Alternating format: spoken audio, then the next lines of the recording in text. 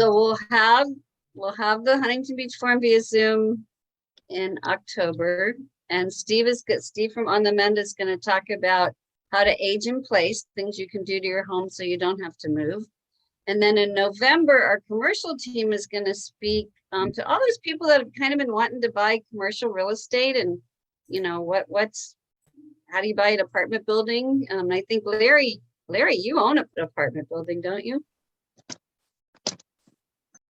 I think Larry owns an apartment building. Yeah, with my family. Yeah, so they're going to talk about that and shopping centers and all the things you can buy that, you don't just have to buy residential real estate to make money. And then we're going to have a live Christmas party at Kathy May's like we did last year. Hopefully it doesn't rain. I can't believe we got rained out, but we will have the Surf City Singers again. They were so much fun. I don't think I'm going to have the poor banjo guys again, but definitely the Surf City Singers and the Mimosa Bar and all the fun we had last year. So always those chocolate chip cookies were really good too. Yeah. So cookies and champagne, nothing's better. So I am Cheryl Coleman with Keller Williams Realty. Stacy is on with us tonight. She is on my team. I'm not sure if the rest of the team is on yet. Paula is my co-host, and Natalie is with the City of Huntington Beach and is going to give us an update on the City of Huntington Beach. But before we get started, because this has just been crazy, I know I'm going a little crazy in my job. Paula, why don't you tell us what's happening with the stock market? Oh boy. Well, you know what? It's still extremely volatile, and they're thinking about raising the points of the interest rates. Next week, they were thinking 3/4, and I just read that it possibly could be 1 full point, which puts everybody into turmoil. So, there's a couple of things. Take a look at your portfolio. If you're doing it yourself, don't panic when you look at it. I know, Kari, I said don't look at it, but maybe you want to look at it and maybe tweak things. But remember, we go in cycles, just like the housing cycle. Everything is in cycles. So unless you're needing to pull money out, don't panic, because we've been in this situation before. It's just a little different. COVID's still causing a problem. Political unrest is still causing a problem. The war in Russia's still causing a problem. The stock market tends to react to emotion, and there's so much emotion going on out there. But it's also a good time to put money in the market because the prices are low. So don't sell now if you don't have to, but if you can purchase now, you can. The other thing, if what we're finding is some people want to put some short-term money that they don't need for 6 or 9 months into some treasuries, and we can do that. So give us a call if you have any questions about that. But you know what? We're here to help you through it. If you have questions, even on your own account, and you just kind of want to touch base with me, just give me a call or email me, whatever works best for you. Well, Paula, I'll give you the big question. So everybody wants to know, if mortgage interest rates are going up, why aren't our savings account interest rates going up? That's a very good question. Yeah, so why are we still getting 0.01% on our savings when mortgage rates are getting up in the 6%? So, and you know what, unfortunately, Chase, Wells Fargo, they determine what they're going to give you on the money market. And that's why you might want to go to some treasuries, because we can do, I think we just bought some treasuries today for, I think it was 6 months, and people got a yield of 3%. So if you have short-term money that you don't need to necessarily touch in the next few months, let me know. As far as, the short-term rates, they can choose whatever they want to. So unfortunately, and the stock market is reacting. And as a result, the companies are panicking because the growth isn't there. Their stocks are down, so they don't want to pass on any interest rate for people. So you're saying the treasuries are up at 3% right now for 6 months? They change every day, Larry, but if you end up wanting something to be looked at, let me know and we'll look at what's available. It changes every day. But would it stay at 3% for 6 months? The whole 6 months it would stay at 3%? It's a 3% yield for the year. You can do a 6-month, 9 months, 12 months, and it changes every day. So get it out of your savings account if you don't need it for 6 months. Correct. Okay. Well, I have a CD tomorrow. For that. Yeah, I have sorry. a CD maturing on the 26th of this month, and I need to put it someplace or keep it where it is. Okay, you can give me a call or email me. What is better for you? Let me know. You have my phone number? I will get it from got it. Cheryl. I'll give Okay. it. And then Anna, was that you that asked, is there a fee to Yes, do does she that? have like a fee that she charges for that, or? You know, it depends upon what kind of account that we have, and we have a variety. So it's actually, that's something better that just give me a call and we can talk about it. Okay, and Anna's on my team. We don't Oh, see her, okay. but that's I know her voice. So. And then just to give you a quick what's going on with the real Yeah, estate market. sorry, I'm at the is pool with crazy. my son. That's okay. The real estate market's pretty crazy too, but inventory is still low. There's some things that just aren't going to change. People are working longer. I think I've said this every month. I've had more 80 and 90-year-olds than I've ever had before. People are living in their homes much, much longer. I was watching a TV show the other day, and I know, it was Seinfeld. And he goes, well, my parents are 65 now, so they're moving to Florida. I mean, that's what used to happen, and it doesn't happen anymore. So people are staying in their homes longer. And then people like me, you know, I have 3 homes. I refied all of them at 2.5%. So I don't have to sell anything. My mortgage payments are like car payments. So we got a lot of that going on. So we're still getting pretty good prices. Homes are on the market longer. There's not as much of a demand, and there's people that are afraid. But all those people that got bid out during the housing craziness, they should get back in the market now, because now they have a choice. We are actually getting homes under full price. We are getting everything we asked for in repairs. All those things you couldn't get before, you can get now. And interest rates will probably go down again next year. You could refinance then, but 6% is still low, guys. I mean, so, and real estate always goes up. I bought my first house when I was 17 years old. All my properties doubled, typically around the 10-year mark. They doubled. Yeah, they'll go up and down, but in the long run, you can't do wrong with real estate. So buy real estate. We are here to help you do that. And we do cover the whole coast and the mountain communities if you're looking for a second home. And there's a lot for sale up there now. There were 4 homes and now there's 140 homes. So there's really a lot out there that you can buy right now and still get a good rate. So talk to us if you're looking to sell.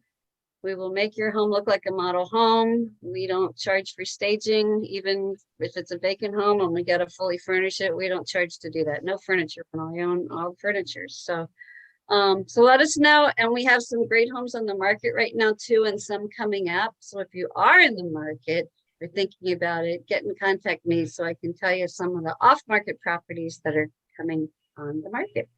And with that, Natalie, why don't you tell us what's going on in our wonderful city of Huntington Beach?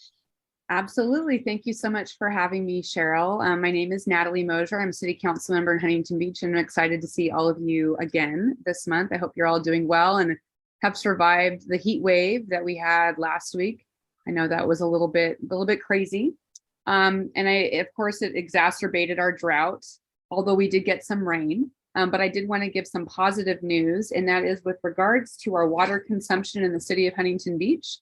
It actually went down by 10% overall throughout the whole city and the residents as well. So that's exciting news. I will tell you, during that time, my water consumption, I found out, skyrocketed, even though we were trying to make it lower. So the city actually came out, because I showed up on their report, and it was because we had a bad toilet and we didn't even know it. And so I'm excited because I'm going to get to talk with our water conservation team and resources that we have at the city so that I can then share them now. One exciting thing with that is not with the large water consumption, but with what's coming, is the city actually approved a new portal for all of our water billing customers. And that should have already come out, but it will be coming out soon. What's great about that is it will be able to alert customers of overusage for things like I had and didn't know about. So that way, instead of waiting a month or longer, seeing your bill spike, you'll actually see, oh, there's water being used nonstop or just higher than normal. So that's an exciting and improved, I guess, a better use of technology. So we're looking forward to that. And I'm happy to share my challenges in life with the community so that way I can help them find better resources. So, all right. So that was a little bit on the drought and water consumption. We already talked about the elevated path in the lake with the new cover. So that should be open now. Hopefully, I'm sorry, Cheryl, that it wasn't for you today, but that has been placed there because there were the birds that were over that area that just had droppings all over. It was open today. What'd you say? It was open today. I went over it. Awesome. Awesome. Do you have any feedback? Why didn't they think of that in the first place? You know, that's a question to ask about so many things in life. Yeah, I don't think anybody had a clue until they walked into what was going to happen. But I will say that was my section to jog because you had to go really fast and put your hands over your head. So We were just encouraging more health and fitness, really. So yes, there you go. There you go. Okay, so then something else that's exciting that I think is probably either has already been in the news or will be is the city. Actually, last December, we went in with the county and applied for the state to have a Project Home Key project here in the city of Huntington Beach. And basically what that means is there was state funding and county funding, and we put in a little bit to be able to purchase a hotel that is near the Navigation Center in Huntington Beach. And it's called HB Oasis. It was formerly the Quality Inn and Suites. So it's actually a really nice hotel. I did go through it before we actually went through this application phase. We were approved. So the state and the county put in a lot of money to be able to do this. Right now, it's going to be opened as interim housing. It will become permanent supportive housing as vouchers are made available. And just to give you a little bit of an idea, I have a whole bunch of information here, but I don't want to go over too much of it with you. where again did you say it's going to be? It's on beach and it's near the Navigation Center. It's actually across the street where the Quality Inn and Suites were. And it was, that site was chosen because it's a good site at the location on Beach Boulevard to close to transit and everything near the Navigation Center. Also, they wanted an area that could be easily kind of closed off and secured. So that's going to be for people who are 18 and older. They can have their pets. There will be daily meals and laundry, along with case managers who develop housing and supportive services plans with the people who are going to be staying there. They can stay long-term, provided they abide by the rules of our program. And then that's going to be run by American Family Housing. And the county is actually the owner of the property. So just as an aside, we do have Huntington Beach does have, pardon? Who's paying for this? Is that coming out of our tax funds? Well, tax funds is a broad brush, right? So it's not coming out of the general funds for the city of Huntington Beach. So it was state funds and into the county as well. Actually, the county is providing the monies for the operator, and the city provided a very small amount, but it's really going to be helping us. It's also going towards our regional housing needs assessment units. As you all know, probably we had from SCAG a large number of houses, it's over 13,000 or housing units, I should say, that we need to fill over the next 8 years. And this will go towards that amount too. There's 64 units on the property. There's homelessness and all that stuff? It is for people who are either in the Navigation Center and moving into interim housing. Yes, it's for homelessness.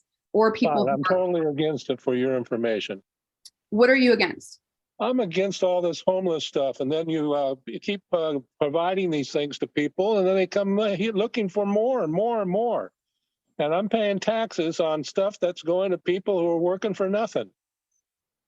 Well, Larry, I can understand your concern with that. The reality is, from my perspective and what I've seen is, we are, number one, working to make sure that people who come in there are able to get housing navigation to get housed. Now, permanent supportive housing, we could have another hour conversation about that, as far as the cost of having people living on the streets versus actually with a roof over their head.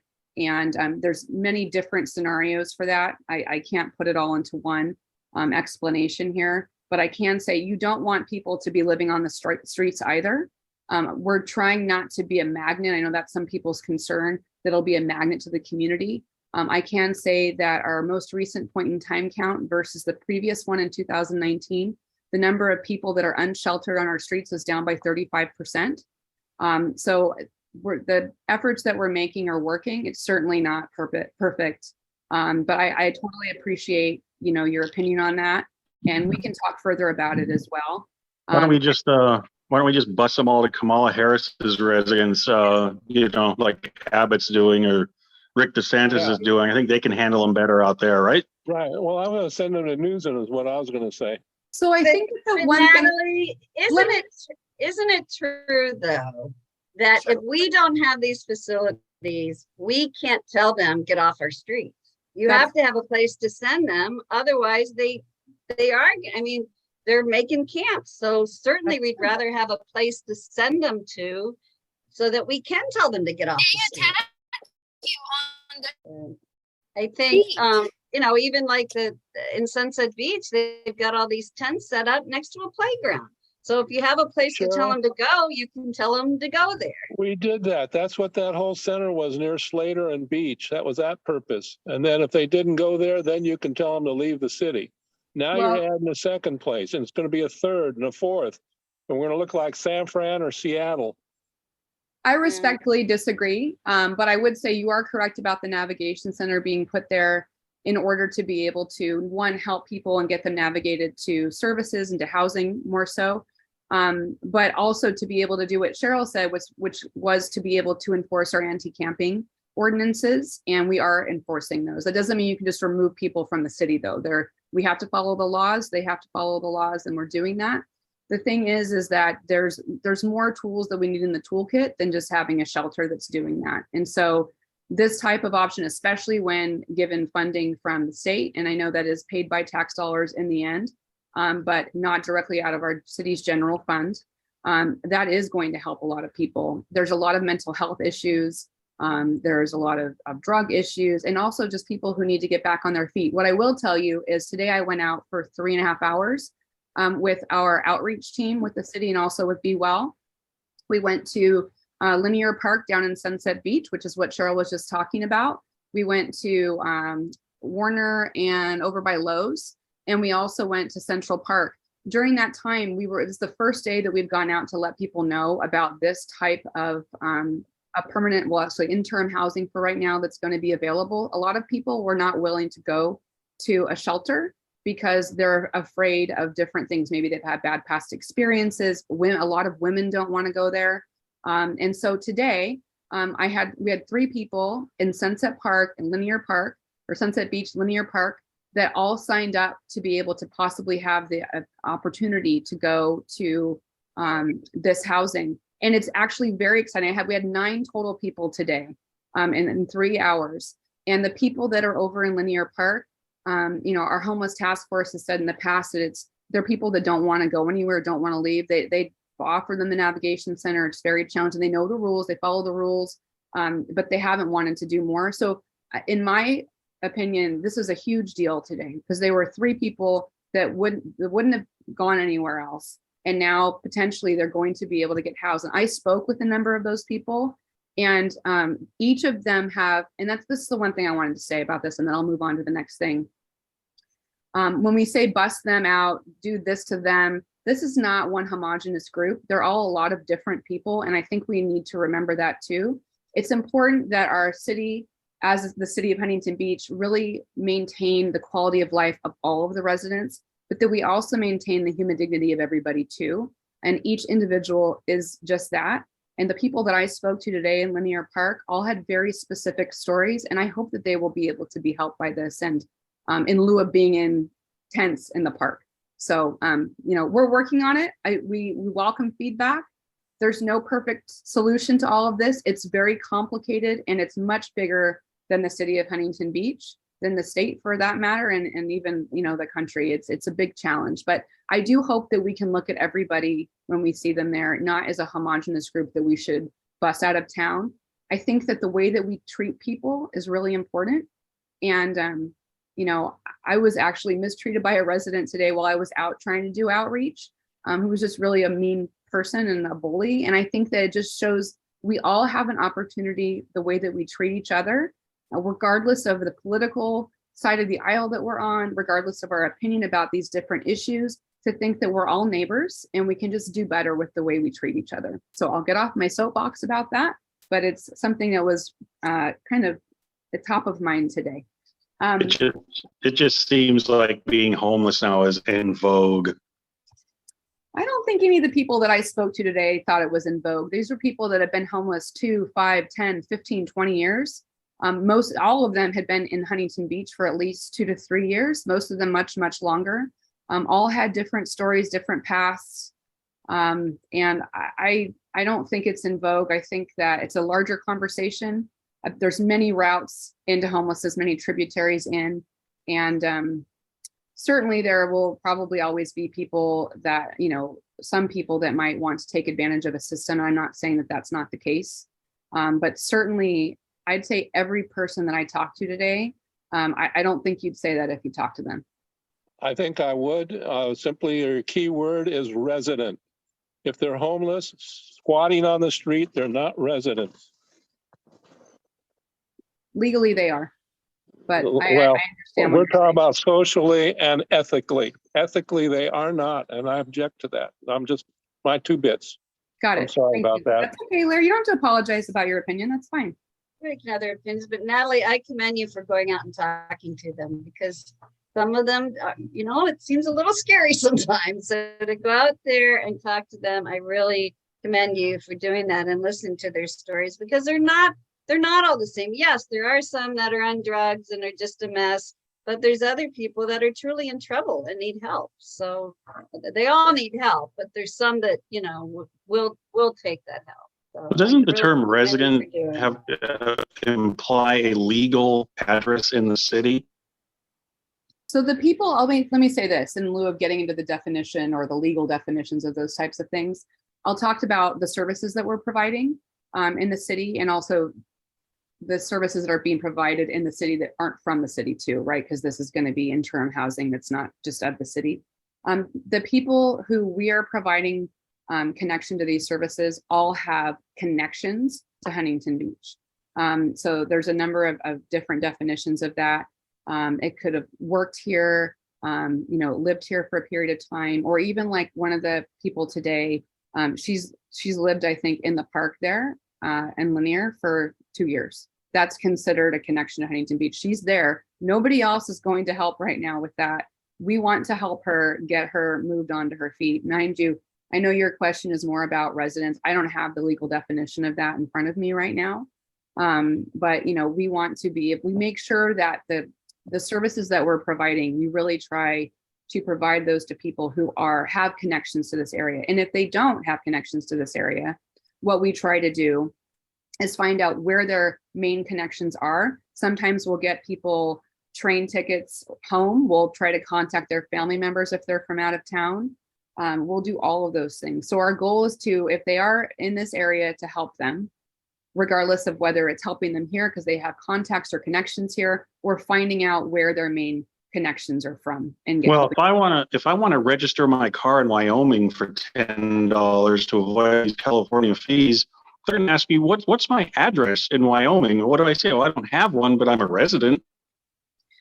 So, you know, David, I'm not going to get into any more about this conversation right now. I think we can have it offline. I'm happy to actually talk to you about it. I just don't want it to kind of hijack the whole thing. That's fine.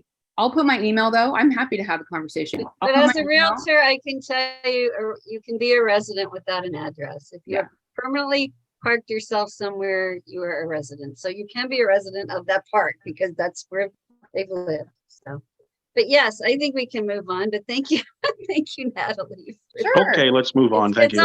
It's always great to get an update on that. Absolutely. So one thing I'll say, and I say it every time, is I do encourage you to go, and I'll put it in the chat, but to our surfcitybreak.com to find out information about what's happening in the city. We have the mayor's update, also the calendar of events in the community. There's a ton of things coming up, including the air show. We have a surfing competition coming up this weekend as well. So please do go there, find out more about that.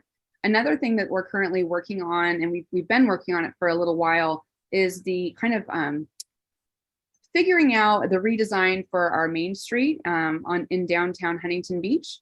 And if you go, I'm going to put another link in the chat. We're calling it Downtown Dreamin'.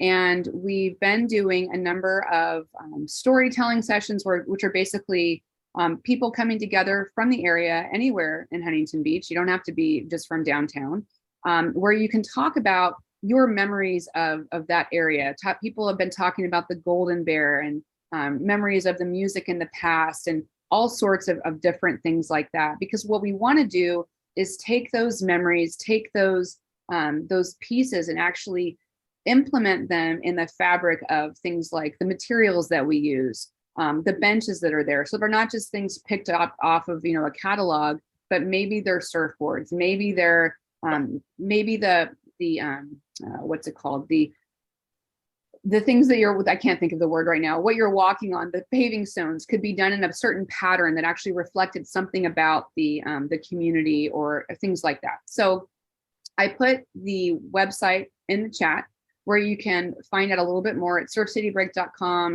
And it's essentially, if you look up Downtown Dreamin' on there, you'll find it. You can also click on that link. It has a number of different dates for these in-person storytelling sessions. We also had 2 walkabouts yesterday on Main Street, where we went with Studio 111, who's our designer, with these books and asking people for their feedback about different types of looks for downtown. Do you want it to be traditional? Do you want it to be beachy, eclectic, all these different terms, but they gave you different views of how that could look. And it's really exciting to be able to think how we might want downtown to look and really to get the public input about what they want as well. And then I probably should have landed and ended on that, but instead I'll end on, unless people have any questions, on OCPA. I know we did talk about that last time. I am going to put that link in the chat from our Surf City Break article as well. So if you go to that website, you will see that starting in October 2022, Huntington Beach residents will automatically become customers of the Orange County Power Authority. However, customers can make a number of choices. One, you can remain a OCPA customer, which requires no action on your part. If you do that, you will join at the 100% level. If you do nothing else, it's 100% renewable power. Or you can opt out completely, which would allow you to remain with Southern California Edison as your default provider of energy. You would go to ocpower.org and you can opt out that way.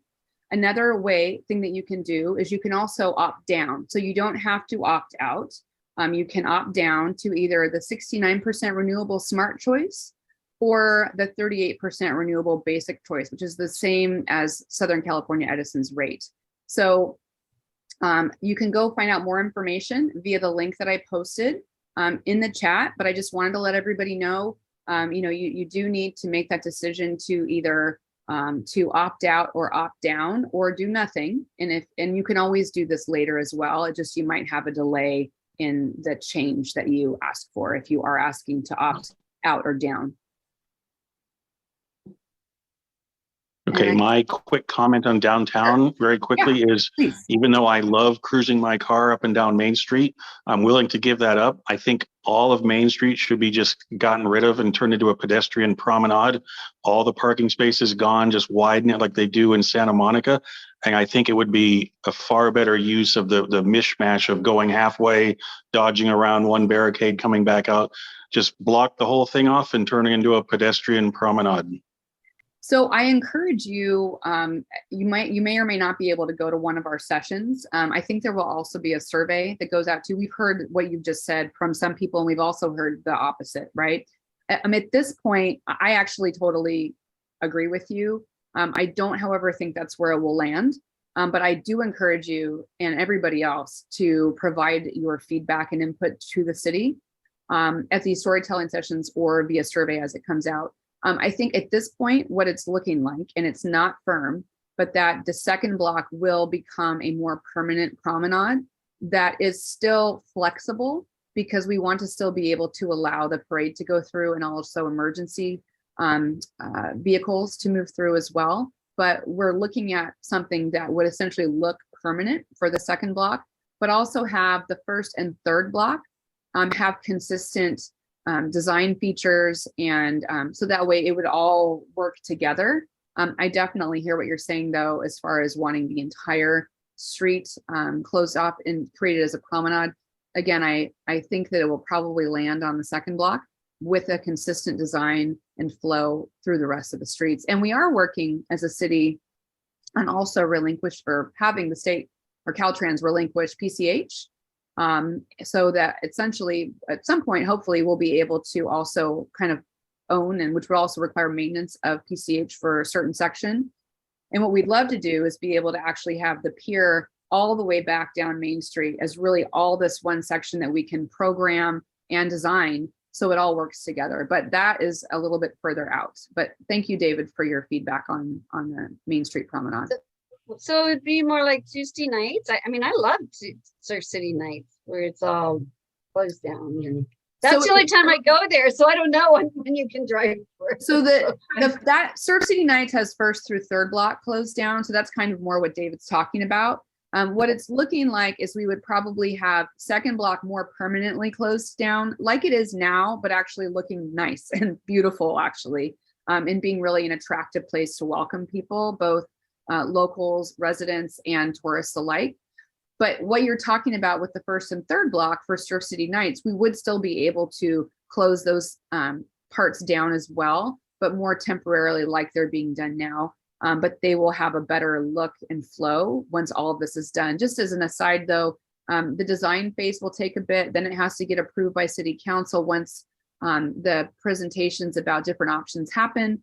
And then after that, honestly, it'd probably be 3 to 5 years before that's completed. So it is a ways off, but things take time. And if you do want to have a say or place your input in the meantime, please do reach out to the city, which includes reaching out to me. And do be aware, looking at surfcitybreak.com and looking at our downtown dream and redesign dream, please do feel free to reach out and provide your input. And then back to the, because I have had a lot of people asking lately about the electric change. Does it describe, like, if you have solar energy, does it tell you on that website? Yes, and I have solar energy. And so it is a little bit more confusing with solar. It does provide it on the website. Okay. Yes, because in the end, it all depends on when your, I forget what it's called, forget what it's called. Basically, every solar customer with Southern California Edison has a true up. There it is. A true up ending month. And depending upon when that is, you actually won't join this until you're done with that. So there is some more information on the website about that. And Cheryl, I'll look it up when I'm done here, just so I can send it off to the group too, because I haven't quickly found it. Okay, great. All right. Thank you. Any other questions for Natalie? I do have one. Is there any kind of incentive by the city for getting rid of your lawn? That is a great question. There has been incentives in the past. Let me look up, because there was a page that's on our city website. I'll look up really quickly for you and get you that information. There was also a county program that provided ability to get incentives to change out from the turf to a different type of landscaping that's more drought friendly. Let me take a look, and I'll try to put that in the chat as well. Okay. Thank you. You're welcome. And there's my email, I think. Yes. All right. Take care, everybody. Thank you so much, Natalie. We really appreciate you. You're welcome. Thank you, See you Natalie. next month. You're welcome. See you then. All right. Okay. The two Ks, Kristi and Kari, they're going to talk about title. And we did this last year, and we found a lot of people their title was not recorded the way they thought it was. Either they had a trust and it didn't get into the trust, or I also found that more attorneys that you would think would be the people that have their home in a trust did not.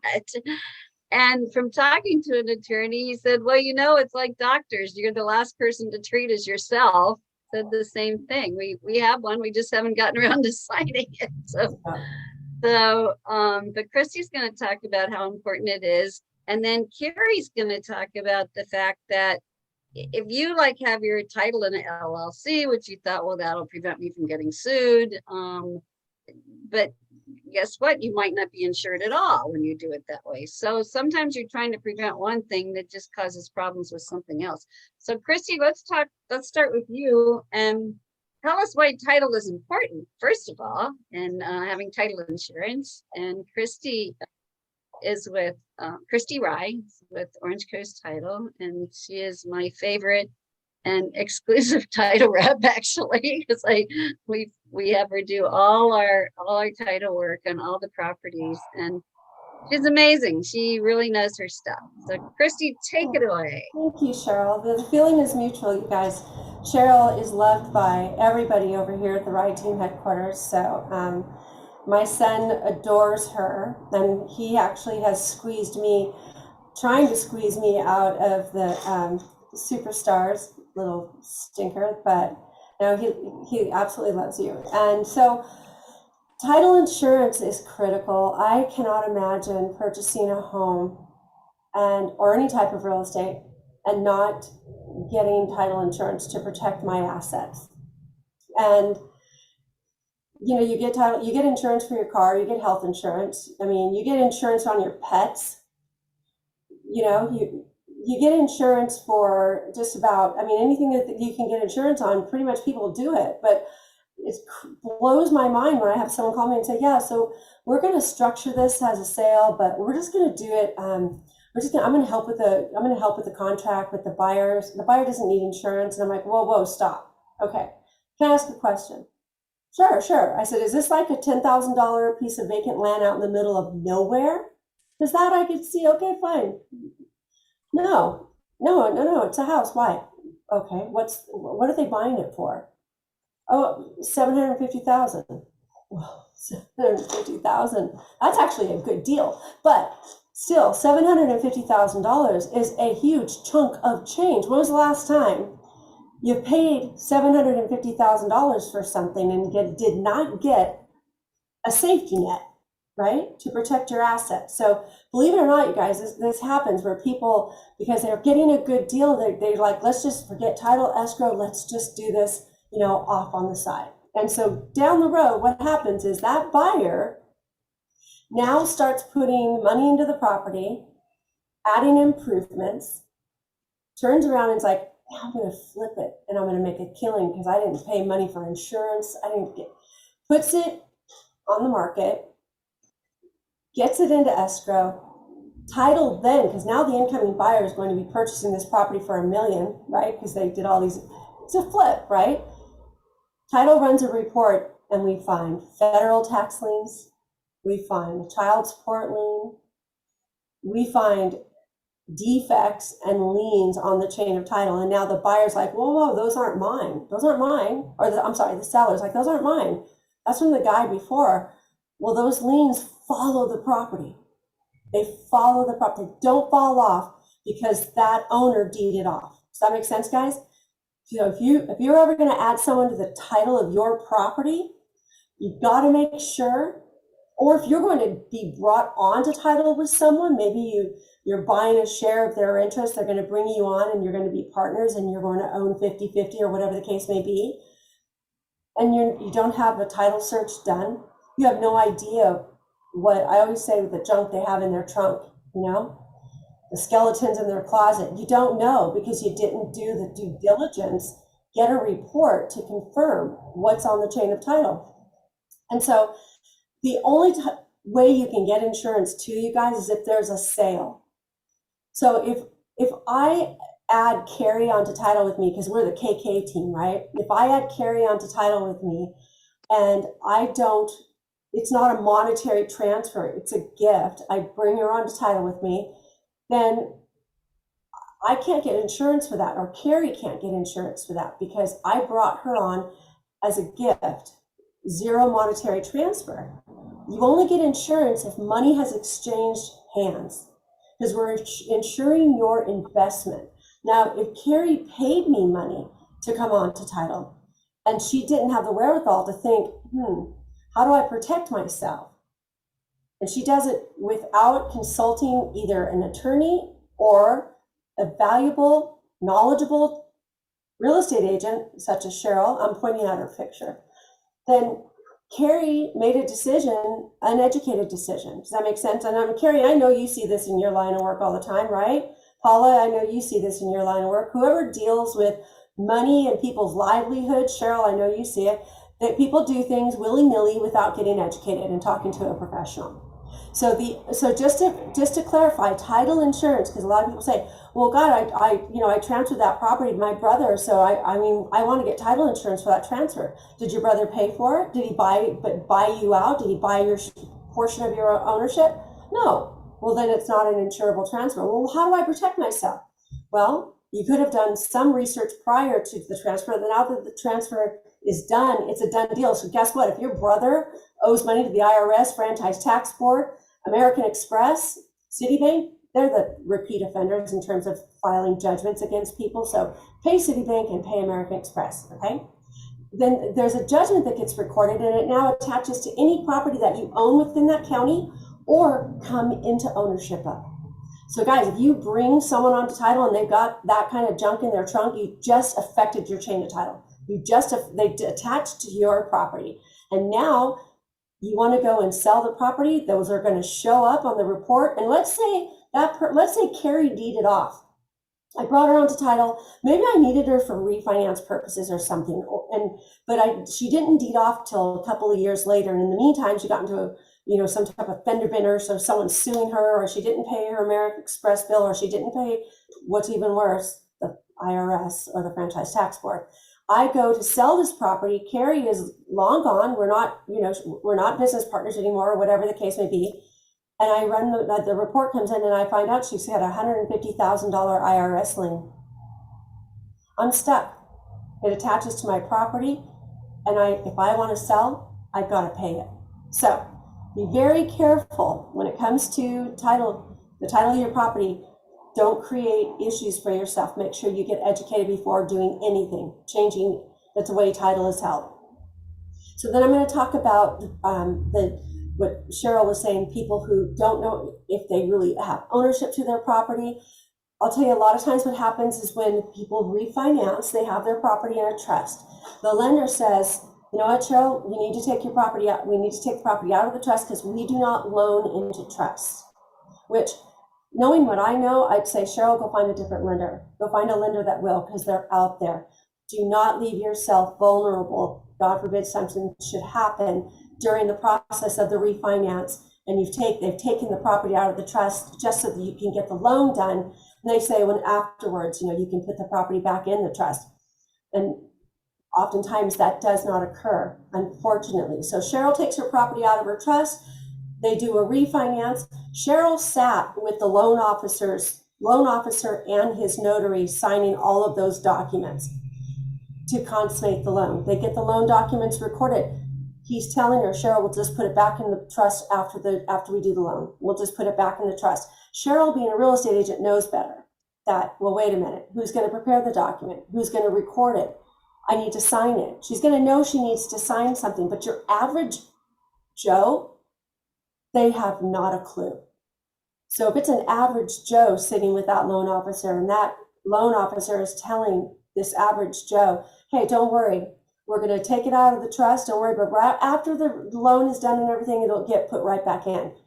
And then that loan officer, it closes escrow, that loan officer is already working on 5 more loans, guys. He or she has moved on, forgotten, and assumes that average Joe knows, oh, yeah, by the way, you need to do it. I'm not doing it for you. You need to do it. These people believe or think that the loan officer is also going to make sure it gets put right back into the trust. They assume.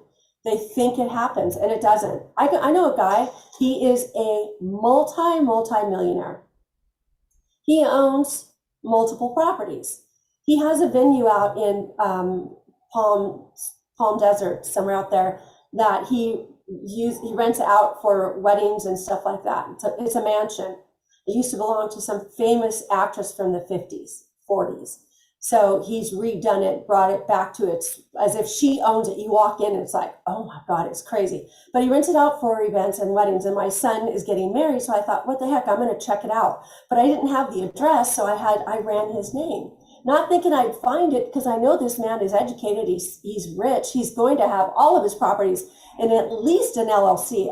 I would be shocked if it was a trust. Lo and behold, I find this property. And Cheryl, it's a huge mansion. I couldn't believe it when I looked at the pictures. I'm like, oh my God, I have that much money. He has it in his own name as an unmarried man, meaning he's divorced. You're either married or you're unmarried. If you're unmarried, it's because you got unmarried, right? So you're divorced. He holds title by himself. Now, so I gave him a call and I said, do you realize that your home, your property out in Palm Springs, not to mention I ran his other 3 properties, every single one of them, because he refied all of them when the rates were low. So that's been since last year, probably summer of last year. He's been sitting there like a sitting duck, all of his properties out of his LLC and or trust, because he's got them both. And it's in his name as an individual. I said, do you realize that if God forbid something, oh, and by the way, he's way overweight. He smokes 2 to 3 packs of cigarettes a day. He has diabetes, and he just got over COVID. I'm like, oh my God, thank God he got the lighter strain that's going around, so it didn't kill him. He is leaving his entire estate, his fortress, all of his money to his 18-year-old daughter, who is like the daughter I never had. And I said, do you know what you would be doing to your daughter if you passed? He's like, what? Everything's fine. My stuff is fine. I said, no, it's not. No, I got people. Don't worry about it. All he wanted to know is what I thought of the house in Palm Springs. I said, Darren, I cannot stress this enough. You are a sitting duck, and whoever is representing you is doing you a huge disservice, and you need to get your properties back into the trust and back into the LLCs, whichever properties go into which, because you're not protected. So there, I've done my what is it called? My good deed for the day. Found out from his ex-wife, who's one of my best friends. She's like, that moron, he still hasn't done anything. He's believing his real estate agent that handles all of his properties. And I said, you know what? I don't know what to tell you, but God forbid you pass away, what it's going to do to Ashlyn is going to be horrible. So Cheryl's right. These properties that she had me run, we were able to determine that a lot of these people had not put their properties back into the trust. And Cheryl was able to provide them with a report free of charge that I prepared to show them in writing that they didn't have their properties in their trust. And then we were able to help them, right? We did it. A couple of them, I was able to prepare a document to put the property back into the trust. Now I can sleep at night knowing that these people, God forbid, if something happened, they're going to be okay. Their property is going to go to their rightful heirs. It's not going to have to go to probate. So these kinds of things happen. And I want to share another scenario. So one is people do it unknowingly because they go off title usually it's to do a refinance and it never gets put back in. Or even worse, they get a trust done. They go to some rinky-dink, maybe not even an attorney, but maybe like a paralegal or a We the People to get the trust documents done. And the We the People, you get what you pay for, right? They prepare the trust, they prepare the deed, they give it to Mary and Joseph and say, okay, here you go. Here's your trust paperwork. Mary and Joseph go home and they put it safe and sound somewhere. Mary and Joseph die, and we can't. The property's not in a trust. I'm telling Cheryl, it's not in a trust. It's never been in a trust. The kids find mom and dad's little book that their packet that they put away, and they find the original deed in there, never recorded. And I'd even see them where they punch them 3-hole and they put it into the thing with the trust, like it's not ever. You don't punch holes in real estate documents. They're supposed to get recorded. because it matters who you work with, or who you hire, and what you get what you pay for. So we've seen that scenario. Even people just think because it's an attorney. In fact, I have an 80-year-old I'm working with right now, and asking about capital gains tax law, and she's like, I'll just talk to the attorney. And I'm like, but what kind of attorney? I mean, I've had some, well, we had the family attorney do this. And well, you're right. The family attorney told me he wasn't really a real estate attorney, or he really didn't, he did the trust, but he said, you're going to have to find someone else to record it. We didn't know what that meant. So at least if you have a good real estate agent like me, I can send it to a great title person like Kristi and say, what do we got here? Because when I take the listing is when I typically have her check it, because the worst thing is you go to sell the house and then you find out you've got clouds on the title, you can't sell the house, you've got to try and fix everything. And I remember very early in my career, because I've always done this, I've always ran the title first. I had a gentleman who he was never married to the woman he lived with for 40 years. And I pulled the title before I went on my listing appointment, and his name was nowhere to be on it. And he was a very intelligent man, but I brought it to him and he goes, how can that be? And I said, well, we never got married. I'm like, okay, so the house really belonged to her children. Luckily, her children adored him, and we were able to fix everything. So when we sold the house, he got the money he needed to live on. But that's why we do this, is because you would be surprised at even though maybe the family attorney did it, they very often did not know what they were doing. Yeah. I've seen the worst of the worst, you guys. And you know what? I got to tell you, that scenario with Cheryl was just sharing with us, that's very rare. Very, very, very rare. The fact that gentleman got what was rightfully his, and those kids were, did the right thing, that is so rare. I see, and Cheryl, you do too, because we meet with families, we talk to families after the parents have passed, and you see so much fighting going on between siblings. That's the security guy. He always waves to me when he walks by. But there's so much, the greed comes out, and it gets really, really ugly. And I have one right now, you guys, where the grandma had given her granddaughter a power of attorney and had just amended her trust, naming her granddaughter as her sole beneficiary, and nixed everybody else out. Even the grandmother's son was still alive. So she disinherited her son, her other grandkids, and she gave the property to this granddaughter. Well, the grandmother was put into a home, and the whole time the granddaughter was trying to sell the property, but the signature on these documents were so shaky. So we're like, wait a minute, we need to confirm that she's mentally sound. How do we know? Because she's way up there. How do we know that she's mentally sound? She just amended her trust and nixed all these people and named you as the beneficiary. Oh, and you have power of attorney, which means she has access to her money in her bank accounts. So, of course, I don't say this to her, but I'm saying it to my agent. I would be saying to Cheryl behind the scenes, hey, Cheryl, this is what we got to do. I mean, we got to vet this and make sure that this woman understood what she was signing, because if somebody signs something and they're not mentally competent, it is not a legal document. It is not a legal document if they don't understand what they're signing. So lo and behold, I'm getting pushed by my agent. I'm getting pushed super hard. And I said, I need to go and meet her then. What? Yeah, I need to go and meet her. I want to talk to her. I want to make sure she's aware that her property is being sold. I want to make sure, yes, she did sign this, and that she named, who did you name as your beneficiary? Have her tell me. 2 days later, the woman died. Yeah. 2 days later, the woman passed. And lo and behold, she was married, and this gentleman came forward saying, stop. This is my wife. What are you crazy people doing? And the granddaughter's going, he's lying. They were never married. This man's a fraud. He's fake. He was just my mom's boyfriend. So I go and I order the entire chain of title going back to the 70s when she bought it. And let me correct myself, when they bought it. He was a buyer with her, and they were husband and wife. And they just coincidentally have the same last name. Okay.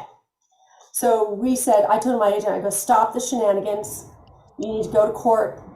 She needs to go to court. She needs to probate the grandmother's estate. Sorry. Let them battle it out. And when he does prove he's the husband, guess what? He's going to get 50% and then 25. He'll get 75%, and the beneficiaries will get the remainder. They'll get the 25, something like that. It's a small percentage because California is a community property state. So I just wanted to share that with you because of the crazy stuff that we see with family members and what they try to get by and what can happen with seniors. There's really quick, there's one other way that a person will not have title to their property, and it's called clerical error. So when we record documents, escrow typically creates them. And with a document, a deed, you have a lot tract book page, the legal description. So if my lot is 21, but escrow transposes the numbers and puts lot 12, and that doesn't get caught and that deed gets recorded, that deed attaches to whatever property is that is in my tract, that is lot 12, because I was lot 21. And so what happens is that deed has to get re-recorded, showing that it was done erroneously and that it was an erroneous legal description, and we correct the legal description, re-record it, and that rectifies the situation. So sometimes, you guys, it is a clerical error on the document itself, or it can be a misposting by the county recorder's office, or actually the assessor's office, or a third-party data provider such as the MLS, Realist. Realist gets data from third-party vendors that they pay for, and sometimes these guys, because it's human error, they're sitting there typing, and they will not pick up a deed that recorded adding Cheryl onto title, so it'll just show Tommy. And so as you pull it up on Realist, Cheryl, and you say, oh, there's only the husband's on title. Okay. But Cheryl's client's telling her, no, I was added to title. Tommy added me to title. Well, there's no deed. And then I will get a phone call and I will do a thorough search of the chain of title and I will find it. I will say, here it is. The data provider, the third-party data provider who gives data to the MLS and online systems doesn't have the system that I have at customer service. It's far superior. And I will run the entire chain and I will find that document and I will say, no worries. I will let the data provider know they made a mistake and show them and get it corrected. But people can believe, oh my God, someone stole my property. But it's just from a clerical error made by a human being. So I hope that helps. Was that good information? Well, I think in the stories of these things happening every day too, it's scary, and Kari, why don't you tell us about the insurance side of things? Okay. Good evening, everyone. You guys couldn't have set me up better because you keep saying pull title, pull title. I work with Allstate, so I'm going to tell you what I know, but I will tell you that I have several other carriers that I work with, and they all do similar. We all issue the same policy and insurance. They don't recreate the will. They issue all the legal jargon. But so when you're talking about pulling title, when there is a loss, insurance companies do the same thing, specifically if there is a huge liability loss. Not that I know some of you would probably say insurance companies try not to pay. They definitely will try to pay what they're due, what they owe. So in your situation, Kristi, I'm going to use this to start, then I'll expand into LLC. You said the one lady that added her friend or her daughter, whoever it may have been. So there's two on the title. We have an insurance for Julie, who initially owned the policy. Now Cindy gets added. There's a dog bite claim at the house.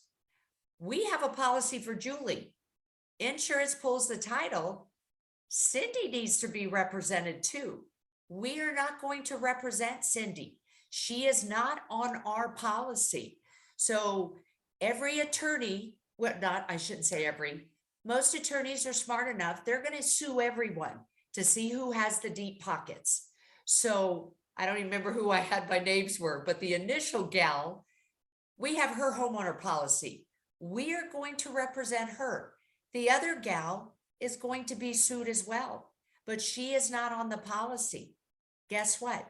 She's going to have to get her own legal representation in order to represent the lawsuit that she has been filed. Allstate, and I'll use Allstate because that's who I am. We don't have any reason to represent the other individual. We did not know she was on the title. We were never notified. Plus, our contract at the initial new business was with the initial homeowner. So you mentioned community property. That's a different. Spouses don't have to be on the title. There, you know, when you get into the unmarried and all that, you can sue spouses because of our community property. But in those situations, and we had one today, a lady, no claim, fortunately, but an older lady had added her son and daughter-in-law to the title in 2012.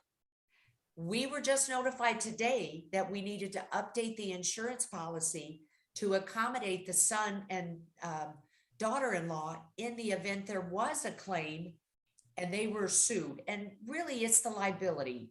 You know, the home is insured.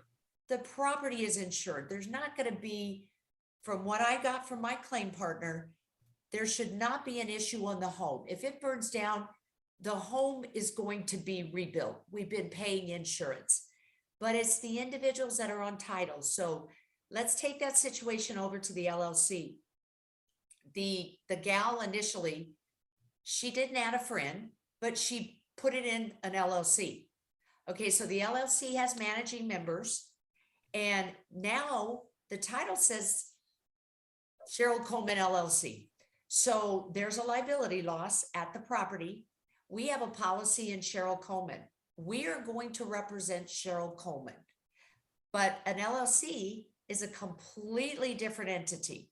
We don't know who the managing partners are. We were not made aware of who they are. So it could come in the lawsuit. The attorney takes Cheryl Coleman LLC. Cheryl Coleman LLC is nowhere on that policy. And if she is sued, and the attorney probably will, her legal representation will be incurred upon her own dollars. So the insurance company, it's not that they don't want to provide, but when they don't know what the client is responsible to tell, those costs can be increased through all of our insurance products. Thus the reason they have a contract. So not only is it important for title, if you have a lawsuit and you want your insurance to represent you, you want to make sure that you talk with your insurance agent and make sure that your title to any of your properties are represented appropriately with the carrier that you have it insured with. So can I ask a question, Kari? Of course. So this scenario that I shared with Darren, who owns all these properties, and he's now entitled, that's my husband. He's now entitled, hey babe, I'll call you back, hey? His insurance policy could be under his LLC, but now he's on title as an individual, right? He's actually probably covered better because his homeowner insurance is probably in his individual name. So if they pulled title, they wouldn't, you said it wasn't put in the LLC, even though there might be a legal document that said it should have been. If attorney pulls title, it's going to say an unmarried man. And his insurance policy probably says his name. So he's actually protected there. It's when you put the title in the LLC and you don't update your insurance policy to reflect how the home is titled. Yeah, see, that's the thing though. He had it in the LLC. He took it out of the LLC to do a refinance. But it's going to be however the title is when they pull it. If they didn't put it back in the LLC, just like you said, it's that's an issue, but from an insurance standpoint, we just pull the title at the time of the loss. That's how it's a claims made. What is the date of the loss? Yeah. What does the title look like on the date that the loss occurred? So if you refinanced your property in the last 10 years and you Yes. haven't looked at your title, be careful, because that's another thing we find now. This past year, they have been allowing you to refinance and keep it in your trust. But they used to make you pull it out of a trust or out of your LLC in order to refinance the property, and then it never got put back in.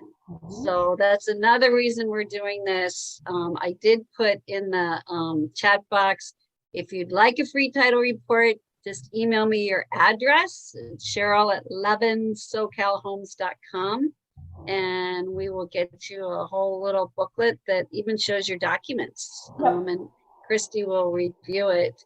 And then if you're worried about your insurance, call Kari. And I can put you in touch with my 2Ks, Kari or Kristi, and they can set you up in really good, because I mean, gosh, let's face it, for most people, their real estate is their biggest asset. So let's make sure they're protected. Does anybody have any questions for Kristi or Kari? Everybody's We muted. did such a good job, Kristi. Thank you. So did you, Kari. No, I said we have no questions. Oh. Well, you did do a great job. And then they know how to get a hold of you. So I do have a door prize, and you know, if anybody knows Rob HB77, he won a door prize, and I had no idea how to get in touch with him, because all it said was Rob HB77, and I haven't seen him on since. But if you win tonight, please make sure you also email me or text me. You can text me 714-717-1728, your address, so I can get your prize to you. And I've been giving away $25 Starbucks cards, but tonight you get donuts too. So I have coffee and donuts. I've got a gift certificate to the donuttery, that's how you say it, and Starbucks. And this is going to be an easy yes or no, so you can just guess. But the first person to type the right answer, if you pay cash for a house, are you required to have homeowners insurance? First person to give me the answer. Oh, don't let me know. And that was Love. And that's not the right answer. Would someone else like to? Would someone else like to try? Okay.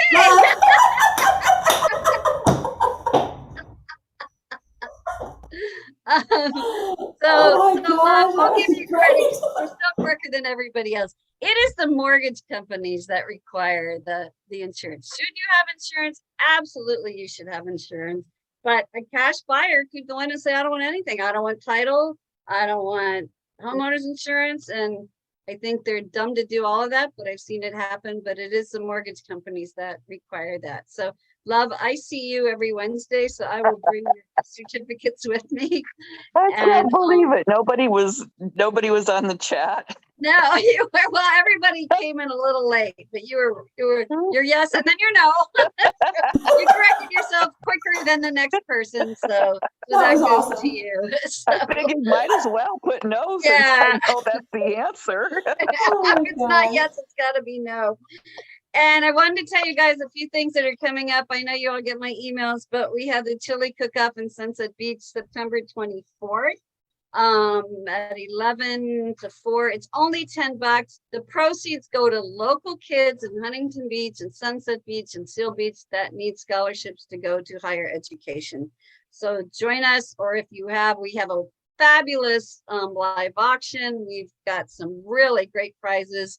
And then we've got booths there, so lots of, and a live band, and all day long, and beer and wine, and it's just a fun thing. And where else can you find that kind of fun for $10 and win a bunch of prizes? So join us. That's in Sunset Beach on 12th Street, where the fire station used to be. So mark your calendars for that. I have a toy drive going on. You're probably seeing my emails, but we got to get 10,000 toys. So I've got boxes all over town. Recently we just put one at Absolutely Fabulous, and she is so sweet because she said, just come pick out some toys. And I said, well, how about I just bring the box over? And she said, great. So, but they're all over town. Kathy Mays has one. So if you're ever in the store, anywhere you see some extra toys, please grab some and throw them in the toy boxes. We have a couple open houses this weekend. That great big Craftsman in Westminster that I had in escrow, the guy just couldn't qualify. That would be a great home for sober living, homeless people, because it's not in your typical neighborhood. It's in a neighborhood of a whole bunch of rentals, and it's a huge house, 6 bedrooms. And then there's a 2-bedroom apartment in the back, and there's parking for like 15 cars. So if anybody knows an investor with a big heart, I got a lot of people that take care of other people that would love to rent it. That'll be open Saturday 1 to 4. That's 14211 Cedarwood. If nothing else, come see this home. To see a home built in the early 1900s that is in the supreme condition, and all the wood involved in a Craftsman, you got to come see it. And then we've got a townhouse that is totally upgraded, under 700,000 in Huntington Beach, in one of the best school districts where every single school is a 9 out of 10. That's 9638 Petswood. That'll be open both Saturday and Sunday 1 to 4. So if you know anybody looking for something affordable that you can move right into, I mean, we gutted this place and fixed it up, just gorgeous. Send them to that. So that's in Huntington Beach. So love, I will send you your, I'll see you on Wednesday and give you your prize. And I have a question. Okay. Do you want, I'm sorry, love, do you want the presents for the children wrapped or unwrapped? Unwrapped, new toys. And you should see this spread of toys, and these kids, they're so excited, but what's really excited is how grateful their parents are. Last year, I had so many parents just come up to me with tears in their eyes, thanking me so much. And we give them out on Christmas Eve, and these kids would have nothing if it wasn't for this. So that's why we had to start early, because we need a lot. Any age. Okay. So yeah, anything you can do, we truly appreciate it. And I think that's it. So we'll see Steve on the Men next month. He's our speaker, and Natalie, of course, will be back with an update. We probably won't talk about the homeless next month for Natalie, but I love that she updates us on everything.